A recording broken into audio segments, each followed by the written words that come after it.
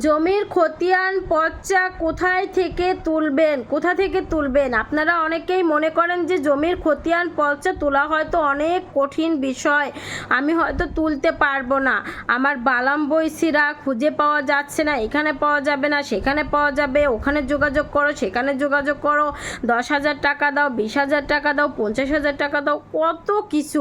আমি তাদেরকে বলি আপনারা টাকা দেন, ঠিক আছে, যদি কেউ টাকা চায় সেটা যদি সহনীয় পর্যায়ে চায় তাহলে তার কষ্টের জন্য আপনি কিছু দিতে পারেন। তবে আপনারা নিজে যদি কোথায় টাকা দিতে হবে, কার কাছে দিতে হবে, কার মাধ্যমে উত্তোলন করতে হবে এটা জানেন, তাহলে জিনিসটা সহজ হয়ে যাবে।